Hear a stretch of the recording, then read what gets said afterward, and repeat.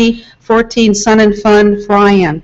For over 16 years, we have been bringing the aviation safety message to you via seminars, workshops, and videos using our aviation safety team representatives, which means our production crew is made up almost entirely of volunteers giving their time to support aviation safety. After today's presentation, please take a few minutes to thank our stage, floor, and camera crew for their time and efforts. Our next presenter is Lieutenant Colonel Kevin Big Jim Rothke. He is the Chief FAA Liaison for the North American Aerospace Defense Command, NORAD. He started flying tail draggers when he was 16, and he proceeded to attend every air show within driving range. Clawed his way through the civilian ratings and worked as a flight instructor in college. Big Jim served as an F-16 fighter pilot in Alaska while enjoying living his bush plane out of his front yard. He went to test pilot school to combine his love of flying with his engineering background. After 9/11, he helped flight test technology and tactics to intercept civilian aircraft, then taught the next generation of testers at the U.S. Air Force Test Pilot School. He is currently flying as an executive Gulfstream G200 pilot and serving as a reservist at NORAD. He combines his passion for civilian flying and military experience by spearheading the NORAD General Aviation Education Program. Let's give Lieutenant Colonel Rothke a round of applause. Thanks, Vicki. You're welcome, Jim. All right, so it's a beautiful spring afternoon. Your golf buddy calls up and says, hey, instead of golfing today, what do you say we go get one of those $500 hamburgers you're always talking about? You know what, the president's in town, there's going to be a lot of traffic, so let's just go get a burger. Like, oh yeah, you know, what pilot wouldn't want to go flying instead of golfing? And especially when they got an excuse to go. So you head out to the airport, maybe don't do as much flight planning as you normally do, jump in your airplane and take off. You're toward north, towards your favorite burger joint, and your buddy taps you on the shoulder and points out the window, and you see this.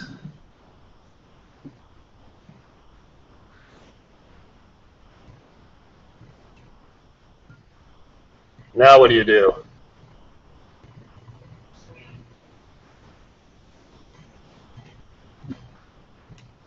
All right, so today I'm going to talk about temporary flight restrictions, how to avoid them with good flight planning, what to do if you are intercepted, and then about some other airspace, some other restricted, I should say airspace with restrictions. Real quick, a little bit about myself. I started flying tail draggers back when I was in high school.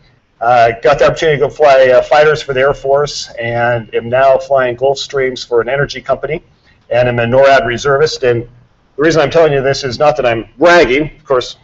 What pilot doesn't like to talk about themselves, but although I'm with the government, I am here to help you guys, and I feel the common pain that you have, and I'm flying GA just like you guys are every day.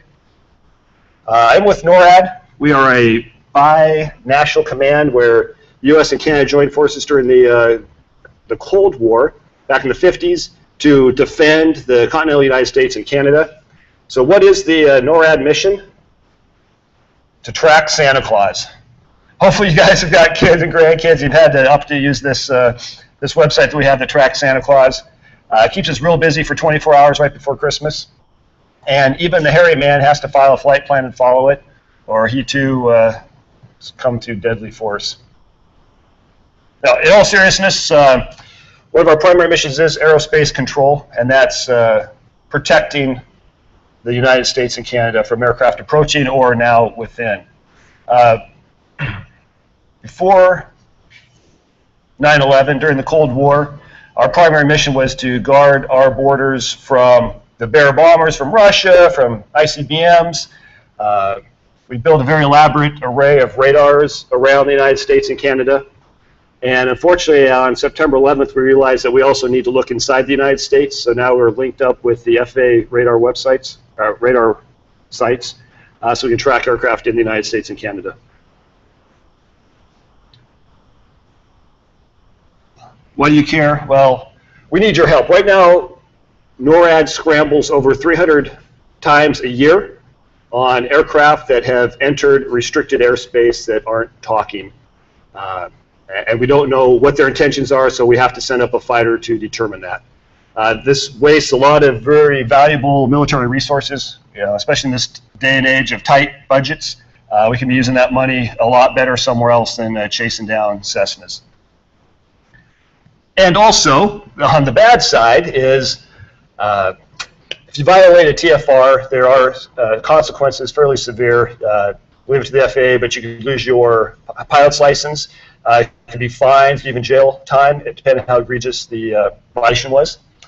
And intercepts are a dangerous business, and you really are putting yourself and your passengers in a lot of danger, even just intercept, from the intercept. Why do we scramble fighters to intercept? Well, we still have our Cold War mission, which is defending our country. So if there's an aircraft that enters the ADIZ, or an authorized aircraft that enters the capital region, or one of these temporary flight restrictions, we'll scramble for that. Also, if there is a threat to the airline, either the airline or the FAA will call us and we'll scramble. And it takes a combination of effects. For instance, they're not talking to air traffic control, they've perhaps squawked, the hijack squawk, they're off their flight plan, they're deviating flight rules, they're down 5,000 feet doing 300 knots. That will usually generate a scramble, or if we get a request from one of our other federal partners. And we've done some studies on what the aircraft that we have been intercepting, and 78% of our intercepts are against General Aviation aircraft that have gone into a TFR. So they're pilots like you and me. And we always interview the pilots afterwards, find out what happened. And fortunately, there's never been an intentional violation. Most common is the pilots just didn't know. They didn't do proper flight planning and didn't look at all the information that's available on TFRs. And then there are occasionally those who knew there was a TFR, but they just didn't know where they were, and they accidentally entered the TFR. So why do we have temporary flight restrictions? Life would be a lot easier if we didn't have these things around the country. We could just fly like the good old days, and we get that response quite often. Unfortunately, in this day and age, the security threats that we have to have them. There's a whole bunch of reasons we do have TFRs. We have them around outdoor stadiums that have seating capacity more than 30,000 people. I'm sure you guys have seen those. If there's a natural disaster, we'll put them around there so that for instance, a giant forest fire, the fire bombers can do their work and not have to worry about people coming in and sightseeing. Around air shows, for instance, when the Blue Angels are flying, there'll be a TFR here later this week for space launches. And then the ones that we care about, we being NORAD, are what we call national security events. That's when the president leaves the Capitol. There's a temporary flight restriction that follows him, a VIP TFR that you see in the NOTAMs, and then these other special events, for instance, the Super Bowl or the United Nations are getting together. We'll have a TFR for that, and those are national security level TFRs that NORAD will defend and we will launch fighters for. Yes, sir.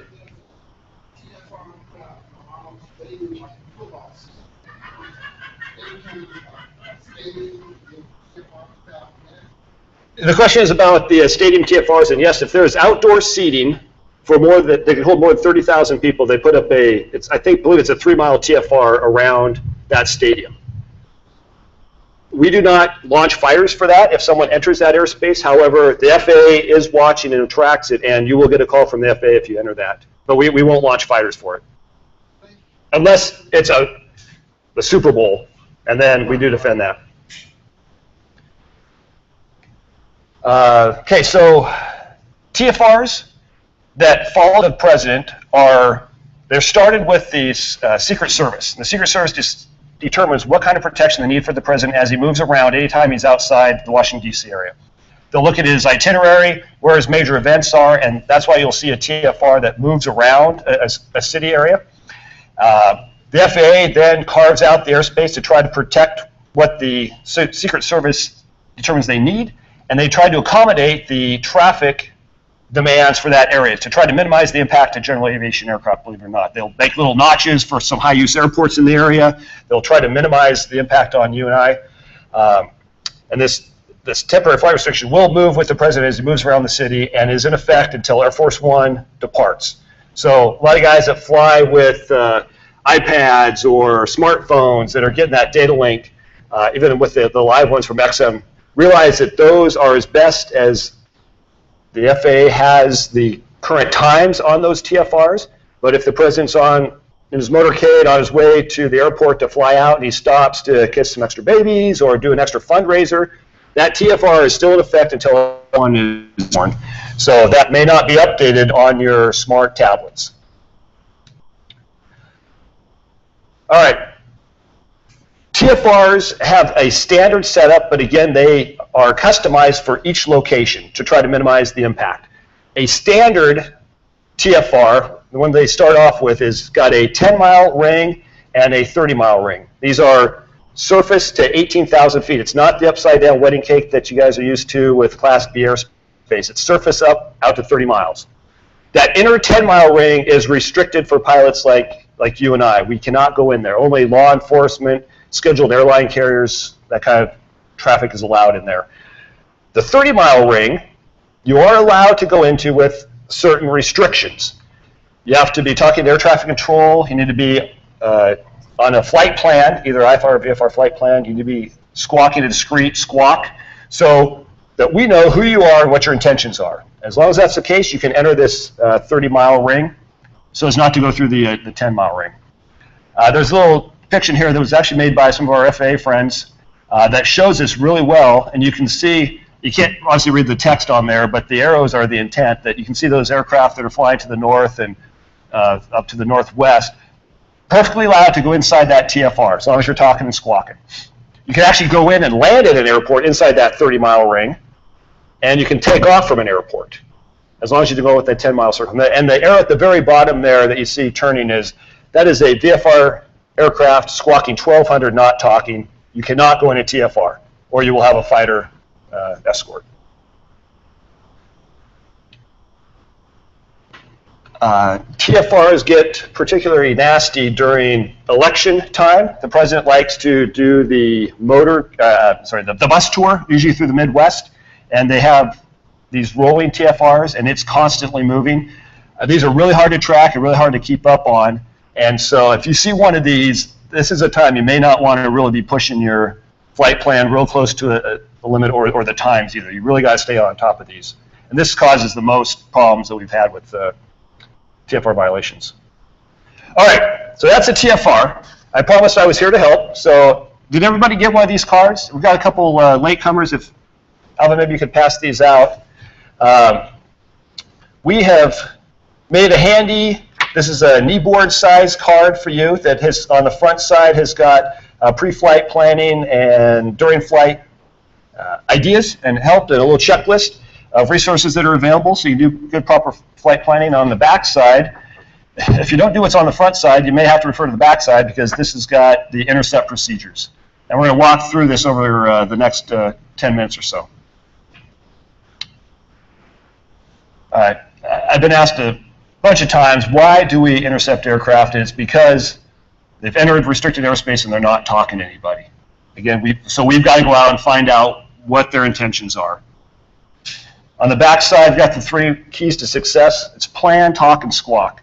If you do good pre-flight planning, you get on the websites, and there's a whole bunch available, and we'll walk through some of them, and are aware of where the TFRs are. You talk to air traffic control while you're flying, and you're squawking a discrete code, you will not enter a TFR and you won't be intercepted. Even if you do 2 of these steps, you're going to be good. It's the people that fly and don't do any flight planning, they're not talking, they're not squawking, they have no idea that the president's in town that are the ones that run into trouble. All right, so just running through the front side of this checklist, getting a good thorough flight plan briefing. If you're someone who actually still calls the flight service stations, when you get your weather and your NOTAMs and all that, make sure you ask for TFRs. Make sure they know your route of flight. If you're someone who checks online, again, great resources. A bunch of them are listed there.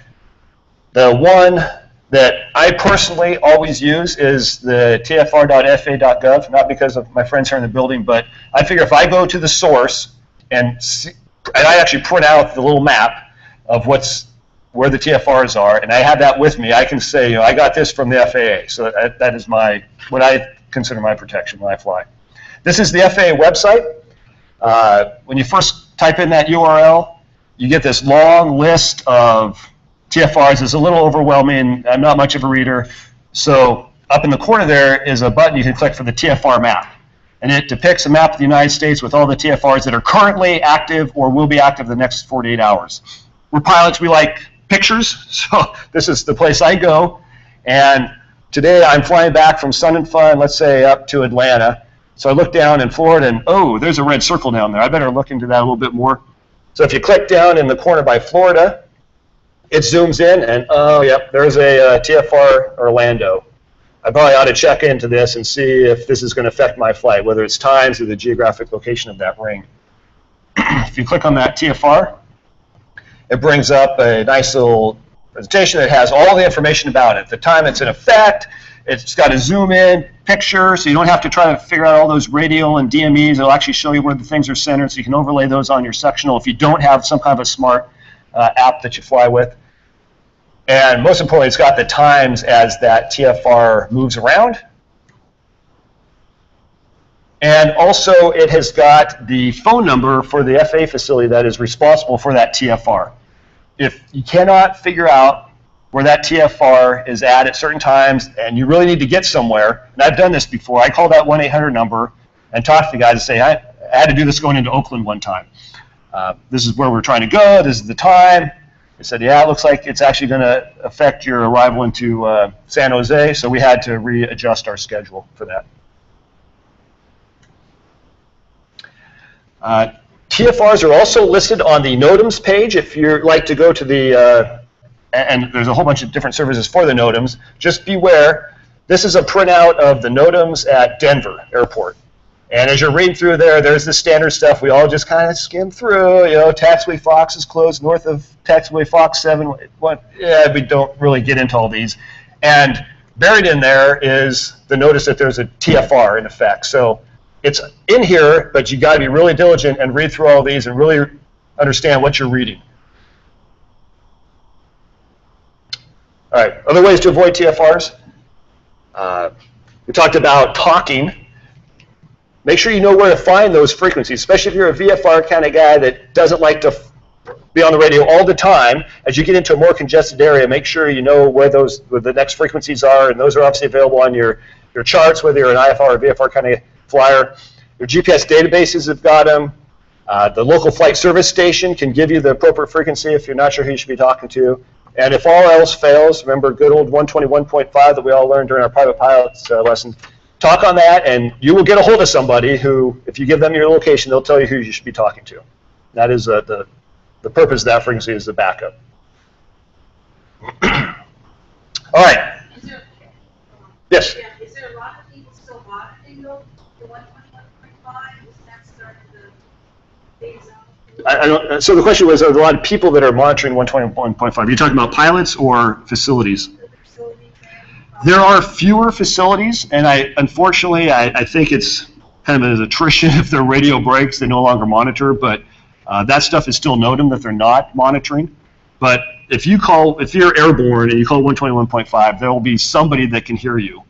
Whether it might be an approach control, it might be a tower, it might be the ground control. You'll get a hold of somebody that you can talk to. And then also all military airplanes monitor. Of course, we monitor the 243.0, but there's a lot of people monitoring guard. That's not true. You've got 121.5 too also now. I take that back. Yeah, so all military aircraft are on 121.5 also. All right, so been asked this. What if I lose my radio while I'm in flight? Well, if you're en route and you're planning on going into that 30-mile circle and you've lost comm, don't go in there. You're no longer talking, and we don't know what your intentions are. So find an alternate airport to go to. If you're in the TFR and you lose comm, good idea is to turn away and then squawk the lost comm. So what is the lost comm squawk? Do you guys remember that from? Who says 75? 76? Okay, you guys passed. I always have a hard time remembering that one. You're right, 76 is lost comm. We've had a lot of people who forget what lost comm squawk is, and they go to 75. And that is the worst thing you can do. You're radio out, and you start squawking hijack. You can bet there's fighters on the way. So I try to come up with a little memory aid, and I'm not very clever, so I, like most people, went to the internet and Googled around, and I found this as a way to remember. 75 for 7500, taken alive, hijack. 76, technical glitch, your radio's out. 7700, you're going to heaven. It's a bad emergency. So that's one way to remember it. Another way to remember the order, I like this one, was pretty clever. So this is the order of the three. Hijack, can't talk now, radio, I'm on fire. So that might help you remember the order of sequence too. Some people need different memory aids.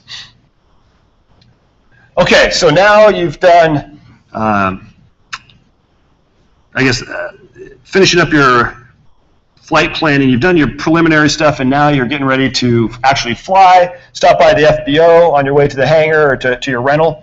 It's always a good idea to check TFRs right before you take off because they're very dynamic and they change last minute as fast as the president's schedule changes. And there may have been a tornado that went through Kansas, and now the president's going out there because it's a natural disaster area. Those TFRs pop up really quickly. So do the forest fires along the West Coast. Those will pop up. Very short notice. If you can stand it, if you're a normal VFR guy, if you can file a flight plan, that certainly helps. And now we know where you're going, what your intentions are. Make sure you got current charts and sectionals. I've talked to guys who they pull out their charts and it's 1959. Half the cities that exist now are even on their charts, let alone the airspace restrictions. And then if you are using your iPads and GPS database, make sure you get an update. It's expensive to keep your GPS databases up to date, and that's why a lot of people go to iPads. Those are easier, but you still got to physically update them, or they're not current. All right, now while you're flying, if you got a flight plan, make sure you activate it. If you can talk to ATC, I know some people don't even have radios in their airplanes, but if you do, you got your backup. VFR Flight Following is a great service. Not only does it provide you traffic separation, but they're going to tell you if you're heading towards a TFR, and they will do their best to get you turned. Get an assigned squawk, which goes along with the flight following or your IFR flight plans.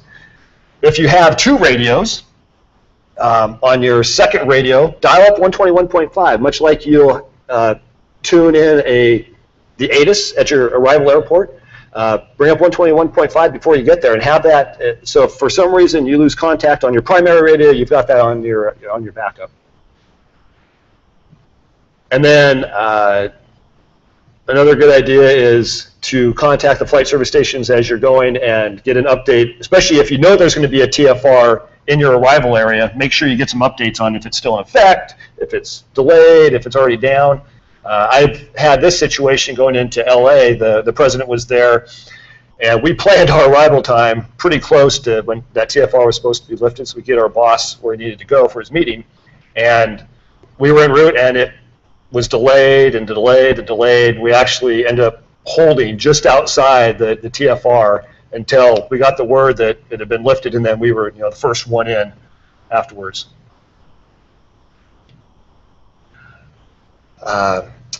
Couple gotchas I'll run through real quick, and these have all come from questions from the audience at previous briefings or things that we've seen are continually getting people in trouble.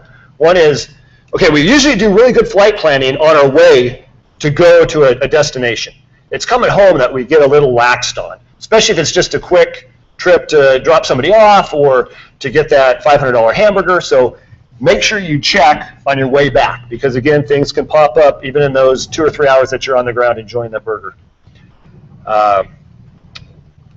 If you're departing from an airport that's in a TFR, make sure you've got a hold of somebody that they know that you're taking off. If you pop up in the middle of a TFR, it's going to set off all sorts of alarms, and there's going to be fighters on the way. So you can call the local flight service station, and they'll give you a takeoff time, much like if you go IFR from an uncontrolled airport, or if you get a hold of a tower or the air traffic controller that's controlling the airspace above you. Just let them know that you're coming, and that they'll give you a discrete code, and they'll talk to you as soon as you take off, and then you're good, and you can fly like a normal flight. I've had some of our friends out on the West Coast say, you know what, I go out on these camping trips, I fly out, land out in nowhere, spend a week, and now it's time to come home, and there's no payphone, no internet service. What do I do? Well, there's a lot of things you can do. A lot of areas, because of the remote antennas that they've got, you can actually get a hold of the air traffic controller that controls airspace above you. Some places you will have cell phone coverage. And then, or if you can get a hold of the flight service station, to the benefit, usually the president's not out camping also out in some of these spots. He likes to stay in the big cities. So if you can't get a hold of anybody, if you really have tried, then take off, climb up, and get a hold of someone as soon as possible and find out what's going on back home with the flight, with TFRs from the flight service station.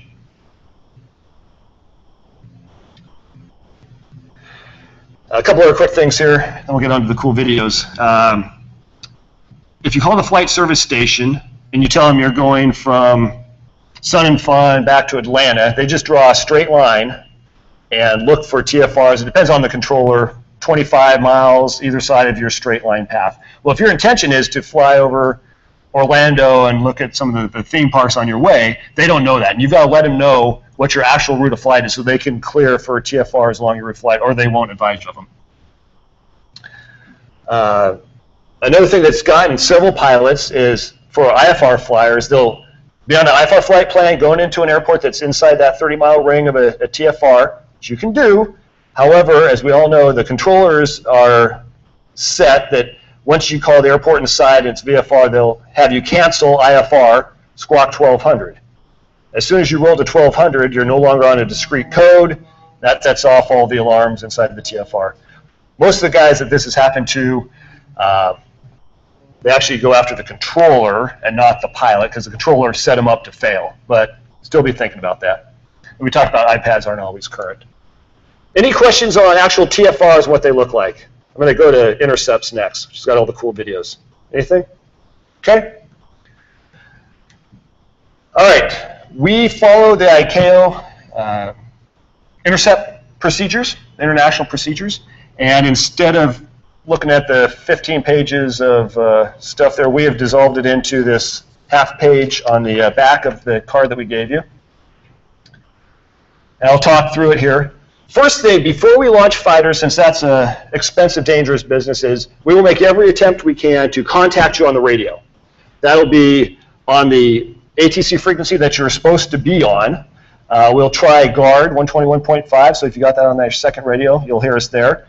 For the bigger airplanes, we'll try their ACARs, go through their dispatch, or even try relaying through another aircraft in case you're in a low altitude where you can't get the VHF signal.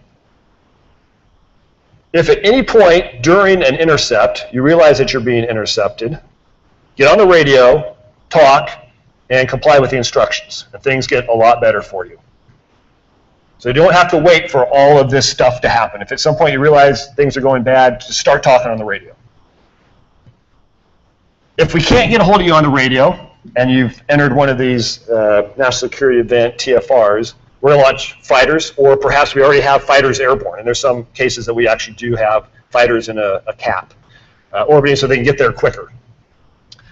We will send 2 aircraft. However, sometimes one gets airborne before the other, and it's a race for the pilots as who can get airborne first. And that, we like to fly together, but we'll leave a buddy behind for this. What you're going to see is usually you only see one airplane. There's another one that is doing maneuvers to stay behind you. And often guys will say, well, I'll just lower my flaps and slow down, and you'll fly right by. Well, we train to this. And yes, the one guy's going to have a hard time staying next to you, but the other guy's job is to stay behind you, and he will not do anything but stay behind you. Usually come up on the left-hand side, and we do that because the pilot in command is usually on the left-hand side of the airplane, so we can come by, get your tail number, and see the condition of what's going on in the cockpit. As the fighter comes by, the international signal is to rock our wings, which means you've been intercepted. And it is our job to not run into you or create a hazard to your flight. So although it looks really close, this is what we do for a living, and we're not going to hit you. We're just trying to get your attention. And the closer we get, the better we get your attention. So what's it look like? This video from Cessna. I'm not getting any audio. Have we got audio going? Anybody? We had this set up yesterday. I don't know if they turned it down. So I was him rocking his wings and then turning away. What the narration on the video is saying is that Cessna was going 100 knots, and we fighter guys don't like to go much slower than 200. So we obviously have a lot of overtake. We rock our wings, get your attention, and then we'll come back for another pass. Should we try it again? Okay. From the perspective of a 120-knot General Aviation airplane, the F-16 shows up all at once. The wing wag, in turn, mean, follow me. All right. If a GA pilot doesn't change course, the fighter pilot's tactics become more insistent. All right, so pictures of airplanes. These are the fighters that we use for intercepts. The most common one that you'll see around most of the country is the F-16, hurrah. There are a couple bases that have the F-15. And then around the Washington, D.C. capital area, you'll find the F-22. And then for our Canadian friends, or if you're flying in Canada, all the Canadians use are the CF-18.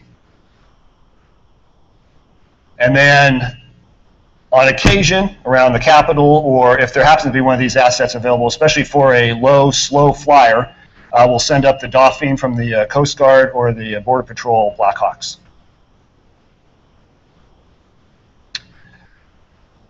So that's what you can expect from us. Now, what do we expect from you? And that's what's really the gist of this card that handed out. First of all, remain predictable. Maintain your altitude, your heading, your airspeed. This is not a time to decide to dive and cut underneath the fighter. That gets everybody's attention, and now you really have upset the fighter pilot who's behind you. So keep on your heading altitude. And what I didn't say is that dive is seen as an aggressive act with an airplane, as you can imagine. As the fighter comes by and rocks his wings, what we expect, if you're not talking to us, is to rock your wings also. If you're on the radio, still a good idea to rock your wings. Come up on the frequency and say, this is Cessna XYZ, looks like I've been intercepted. And the fighter pilot will give you directions on that frequency.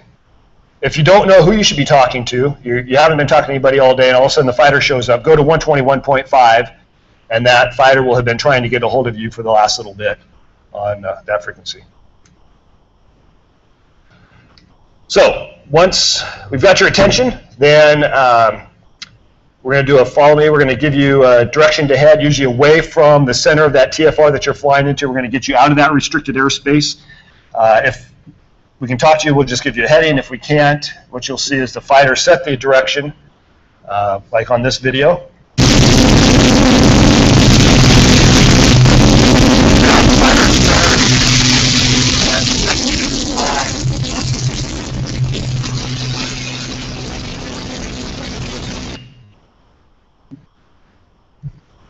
Also on your card are the procedures if you are radio out. You have no radio, there's a whole bunch of wing rock signals and other visual signals to tell you, fly this way and where to land. And then if things are really bad, it's night and you're radio out, there's actually light signals between you and the fighter. And this is getting to be a pretty bad day for you if you're flashing a certain combination of lights to talk to the fighter. All right, and like that video said, if you don't comply, the fighter will get more insistent. So what's the next step?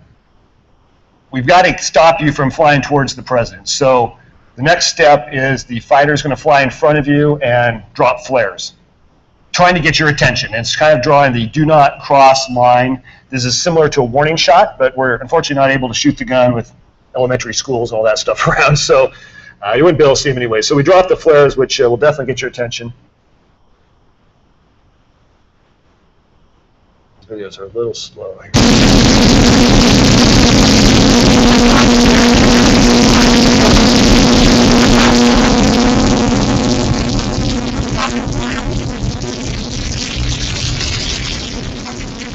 Which way are you going to turn?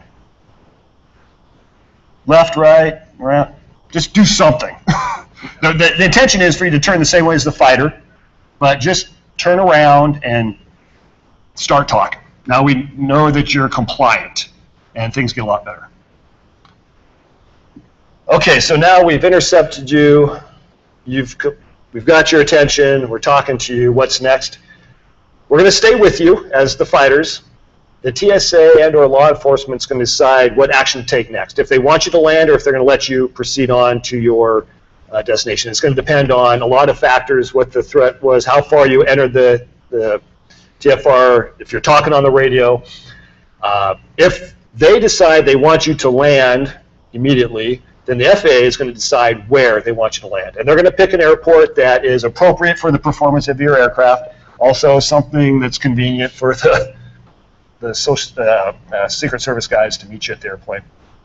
So landward directed, the fighter is going to continue with you and is going to circle overhead until you're on the ground.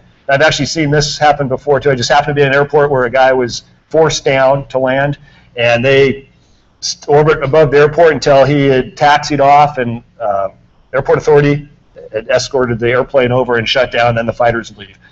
NORAD's job is now done. The threat's no longer a threat. We're done, and now you're left to the FAA and local law enforcement to decide what the next step is. There are some situations where you may be, once you get a hold of somebody and they decide to let you go on, they may give you the dreaded, please call 1-800-you're-in-trouble phone number, and then they'll talk to you on the phone when you get on the ground. Any questions on intercepts? Okay. Talk real quick about other airspace around the country with restrictions. And I really want to focus on, yes, there are some restrictions, but we really try to minimize the impact of general aviation. And as long as you follow the procedures, you can still go into most of this airspace. For instance, the TFR, you can still go in that 30-mile range, just not the 10-mile range. And it's similar to the capital region. There is a 10-mile circle around the capital and a 30-mile circle. It's much like a temporary flight restriction that goes from surface to 18,000 feet, except it's permanent. It's always there. It's on the charts. We know it's always going to be there. But you can still go in that 30-mile ring as long as you're talking on the radio, you have discrete squawk, and you're on a flight plan. There's a special CFRA flight plan, a special flight rule area flight plan to enter that ring around the capital. And there are some airspeed restrictions. They want airplanes slowing down to just increase the reaction time around the capital.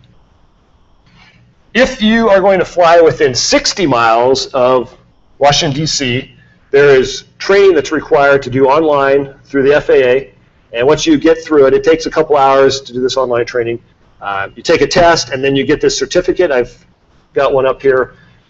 And you have to carry that with you anytime you're flying within 60 miles. I've got a copy of that in my wallet. I just carry it with me everywhere I go in case I ever end up in that area. All right. If you are a slow-moving aircraft in the capital area, they're probably going to send up a helicopter. Helicopter intercept procedures are very similar, except that there's no telling which way the helicopter may come from. It may not always come from behind. It may come from front. They will still do a wing rock, it's a rotor rock, to get your attention, just like the fighter is rocking his wings. And same thing, comply with their instructions. The couple helicopters that we do have specifically assigned to the Capitol have got this reader board on them. And can you turn down the volume, because this one's really loud. It's no useful volume. It's just helicopter noise. But this is what the reader board looks like. It's at night, so you can they can put in messages. This says, "You have been intercepted." And so that, you can imagine, is pulling up alongside you at night, and they've got or the day actually too. If they can't talk to you on the radio, then they'll run messages across that reader board. There's a Marine guy in there running the crank to move that little sign past. A whole bunch of different messages they can put in there. Again, just trying to get you to talk to somebody and see that you're being compliant with the instructions. Also at the Capitol, we've got what we call the Visual Warning System, or VWS. This is a high-powered, eye-safe laser that they will point at an airplane that has entered the CFR that they're not talking to as a last warning that you're not where you're supposed to be and you need to turn around and exit the CFR. This is only in the Washington, D.C. area. It's a flashing red, red, green, and they chose that light combination because there's no other ATC signal that has those three colors. We all know that, the flashing green, steady green, all those tower. You will not see this anywhere else in the country except at DC. This is what it looks like at night.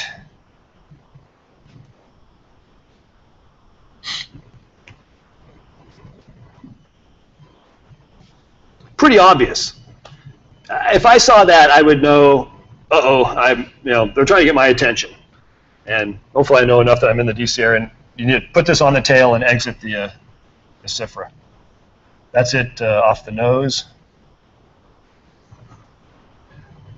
This video shows it during the day. It didn't work the first time last. That's what it looks like. Can you turn the volume back up now? I'm going to do it one more time. The warning system flashes a rapid-fire. That's not as noticeable, and especially with a lot of restricted zone. Police lights or other stuff going on. You may not notice that during the day as readily. Other airspace to be thinking about is P40, which is Camp David. It's on the sectionals as a 3-mile circle around Camp David, and it's always a prohibited area all the time for that 3-mile circle.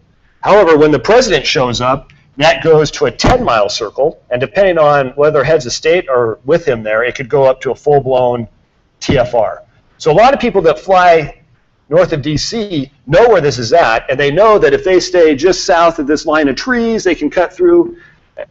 However, they don't check, and the president's in town, and now it's a 10-mile circle, and they're going right through it, and we're scrambling on this a lot. So again, a good check of TFRs will show when this is active. All right, the ADIS I'm going to cover real quick just because we're down here in Florida. Anybody had a chance to go to the Bahamas?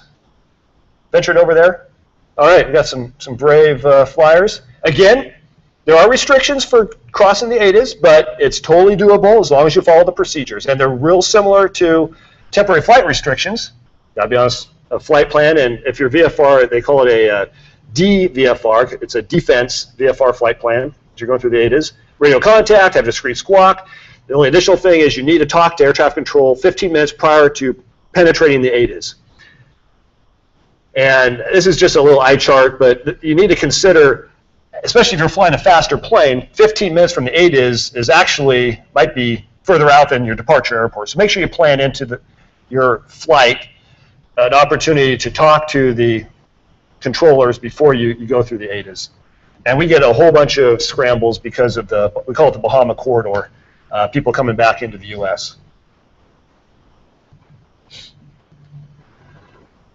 All right, and just one last website here. This is a seeandavoid.org, and they have put together a really good website that has all the military operating areas and shows when they're active and when you can expect that if you're IFR, you're going to have to go around those MOAs. They have not incorporated TFRs into this yet, but they're working on it. It also shows military training routes and then highlights military bases where there's a lot of activity. So this is more for avoiding hitting another airplane, more than TFRs. All right, any questions about airspace? See, I'm down to 10 minutes, and I've got just enough time to show this video. This kind of summarizes it, everything we've been talking about. And this one, we're going to need the volume up so that...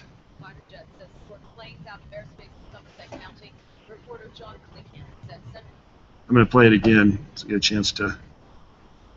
They had to turn it all the way up to be able to hear it yesterday. Those planes were forced to land. So, John, what do we know about those pilots now? Well, Roxanne Della, we don't know too much about the pilots. We don't know their names. We don't know where they're from, but we do know they're probably in a whole lot of trouble because the FAA and the military takes this quite seriously. People heard them before they saw them. I just got out of the car, and I hear this tremendous roaring. It will shake your teeth. Especially when they kick in their afterburners. 2 F-22 fighters scrambled in the airspace over New Jersey this morning, catching everyone on the ground by surprise, though some still managed to get a picture or two. Mark Gushy saw the jets flying low, first over Manville, and then over his home in Somerville. So I watched it continuously, and I thought, somebody's either going to get shot down, or there's going to be a plane crash, or who the hell knows what's going on. The North American Aerospace Defense Command says the fighters were on a mission. They were here to intercept 2 General Aviation aircraft that had somehow strayed into the no-fly zone over the area this morning due to all the heads of state at the United Nations General Assembly, including the President. When the temporary flight restrictions are on, this thing will be red here. So if you fly into that area, you're going to be in violation of the temporary flight restriction. You're going to get yourself an escort. You're going to get your escort, possibly shot down. Haven't seen them do that yet. Flight instructor Ken Lemieux says it's up to pilots to know these things before they go up. All my students always tell them, you call, you make the phone call before you go every time, no exceptions. NORAD says both pilots were forced to land here at Central Jersey Regional Airport in Hillsborough, where Lemieux says authorities were likely waiting on the ground with a lot of questions. Well, the pilots here at the airport are telling us that these pilots were probably faced by authorities who had a lot of questions for them. Notice in the corner, just over your shoulder, there's a black SUV driving off, probably. Most likely, though, it was some inattention. feds, NORAD perhaps, says with they the, scramble fighter they're jets talking in to pilots. situations like this about 300 times a year across the country, and usually it's because the pilots of those smaller planes aren't paying attention. And finally, we were told that they also could lose their license and also have to pay fines because of this. All right, you turn it back down so we don't have the buzz, please. Thank you. We couldn't have paid these guys enough to do this little bit for us, and we found it. And it's a great summary of what really does happen and what we're seeing around the country, unfortunately. All right, so we're here at Sun and Fun all week. We've got a booth over in Hangar A. I've drawn an arrow. The red arrow is where you're at right now. The blue arrow is where our hangar's at. We'd love to have you come over and talk to us. I'll get questions here in 1 second. We've got more NORAD kind of stuff, and we'd love to talk to you about war stories and hear yours too. So, aviation security is everyone's business. We need your help. We're scrambling 300 times a year. It's a lot of, I mean, it's your taxpayer money that we're wasting, so please help us out. It doesn't take much. If you do some good flight planning, where the TFRs are at, if you're talking to air traffic control and you're squawking, we don't need to intercept because we know what your intentions are. If you are in the Wings program, or would like to be in it, there's some cards somewhere, or they just sign up by registering. Vicki? Please do that, get your credit. If not, I think there was some comment cards. We'd love to get your feedback on the briefing. We're trying to make it better. This is a lot better than the one was last year, believe it or not. We're always trying to make it better and more relevant to you guys. Let us know what we can do for that. And with that, any questions?